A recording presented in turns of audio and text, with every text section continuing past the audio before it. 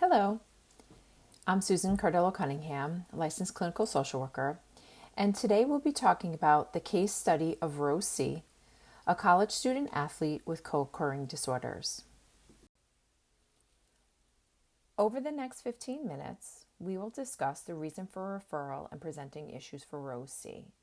I will then give you an overview of the engagement and assessment strategies that I will employ and the biopsychosocial information for Rose.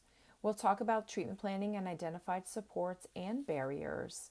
And then we'll also discuss the progress review plan that will be developed. So, for the reason for referral and presenting issues, Rose was referred for services by her team athletic trainer after an incident at practice where she was inconsolably crying.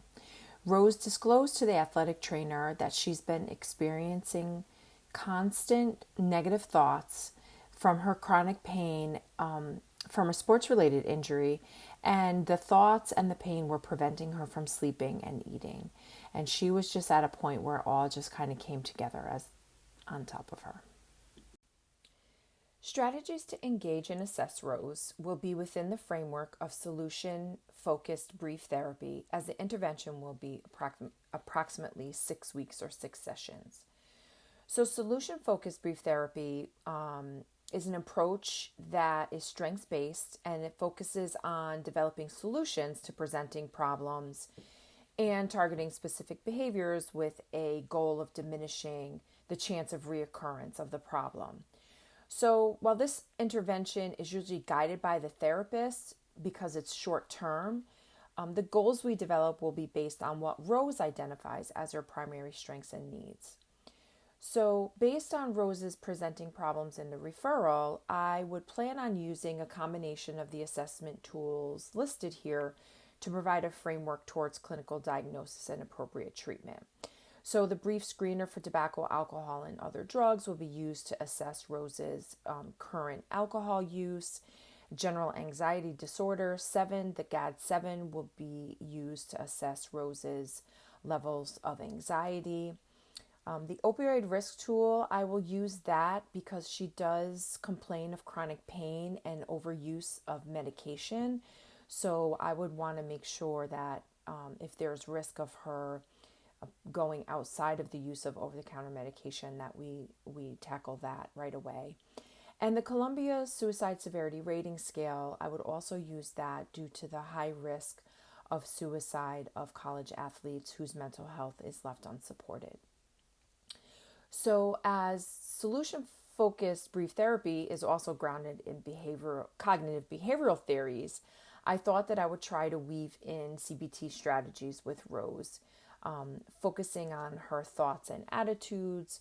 We could work on reframing and restructuring her negative thoughts into positive ones. So for example, I could help Rose identify any automatic negative thoughts that she may be having, and during session I can introduce her to positive affirmations or positive self-talk practices.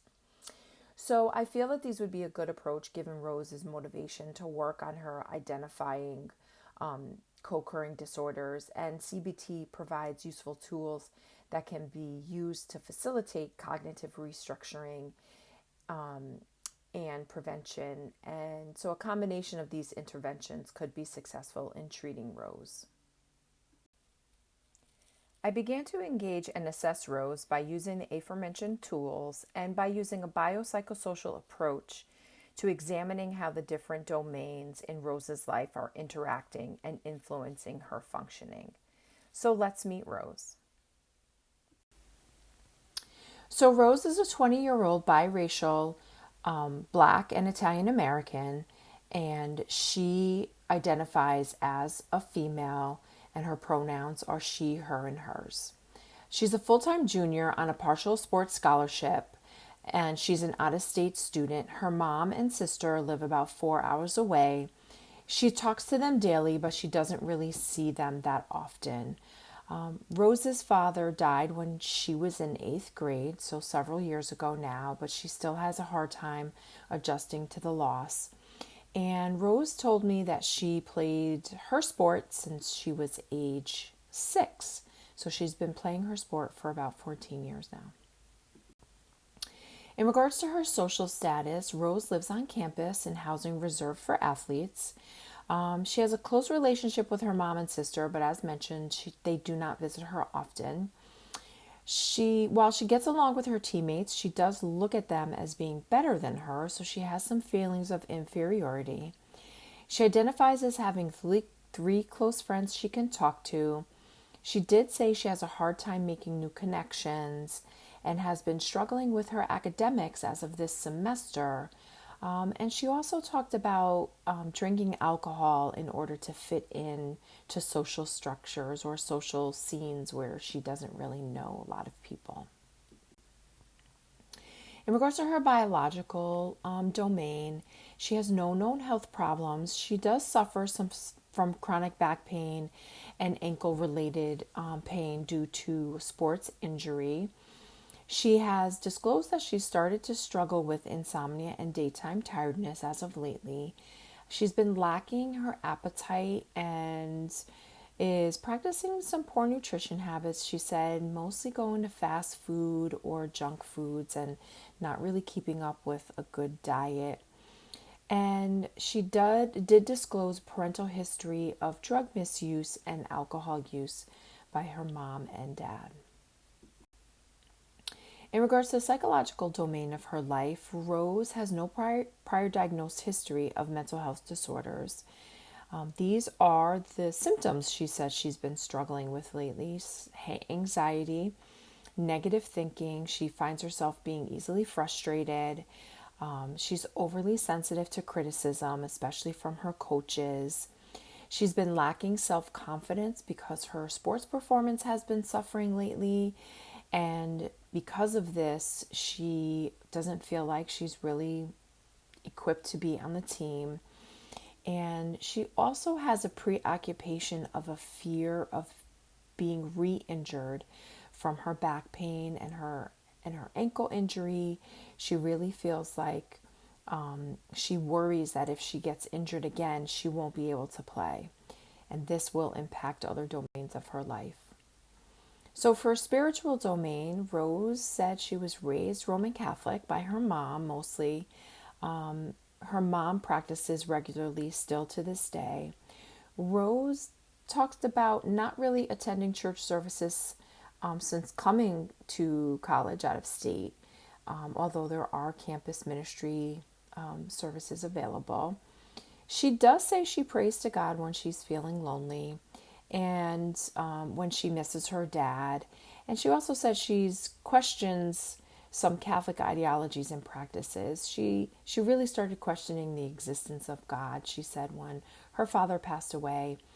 And she really feels like that religion, organized religion, maybe isn't really for her anymore.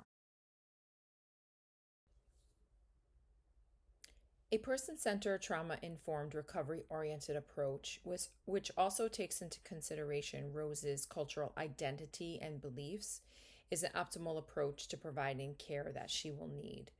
The treatment plan will use Rose's collaboration as a motivating factor to generate changes in her behavior, her habits that can be self reinforced by Rose long term. So, taking a multidisciplinary approach, Rose's treatment plan will include myself, the therapist, providing the brief intervention and CBT. And it will also include the team doctor who will work with Rose on her chronic pain management and physical health. And we will also tap into the athletic team nutritionist who will coach Rose towards healthier eating and sleeping habits.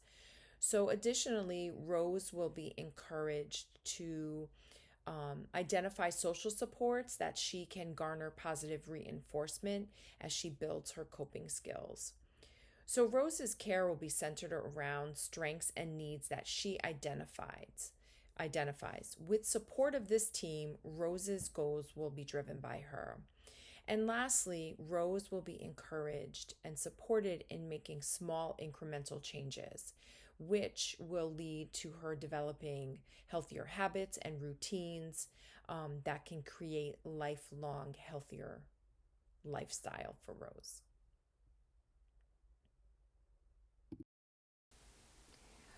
So, as we already talked about, her treatment team is going to consist of myself as her therapist, the team physician, and the athletic nutritionist.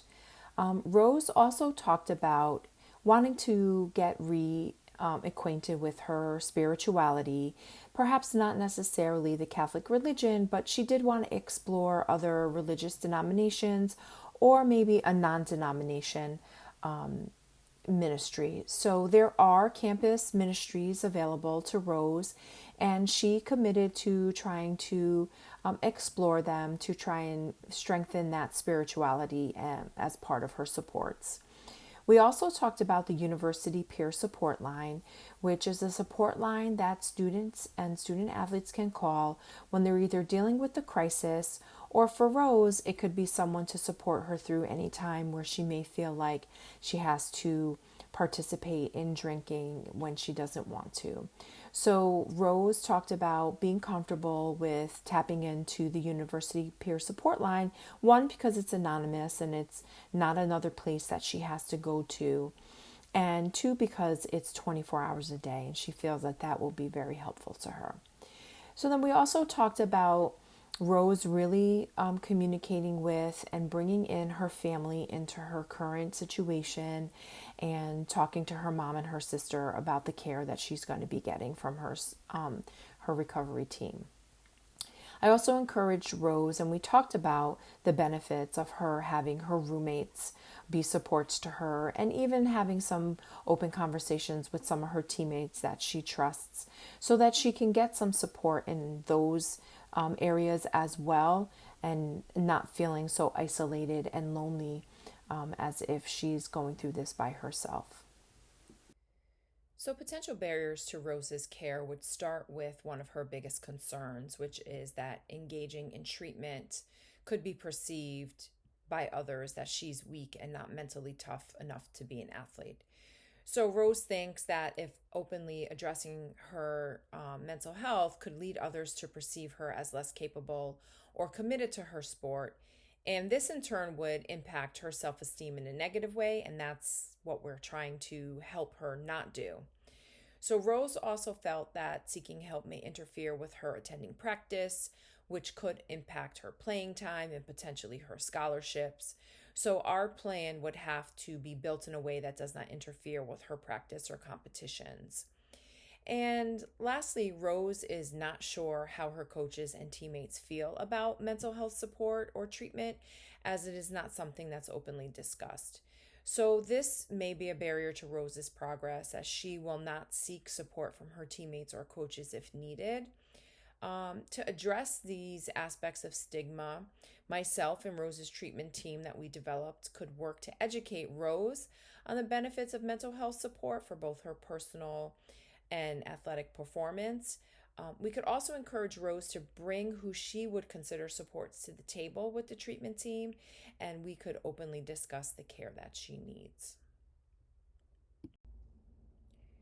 Included in Rose's treatment plan, we also developed a review of progress plan to keep track of Rose's progress during the short term intervention. We agreed that we would review the goals and objectives and action steps each time we met to see how Rose was doing and to make adjustments where possibly needed. I then would work with Rose to organize a meeting with the team doctor and nutritionist and anyone else Rose would like to be there to review her treatment plan progress at around the 30-day mark. If barriers were identified during the course of the intervention, I would help Rose explore alternatives that there might be for her in order to overcome those barriers. So, upon the completion of Rose's treatment, I would establish a cadence of post intervention check ins with Rose to see how she's doing, and this would also be a proactive measure to re engage her in treatment should there be indicators to do so. Thank you for listening to the case study of Rose C.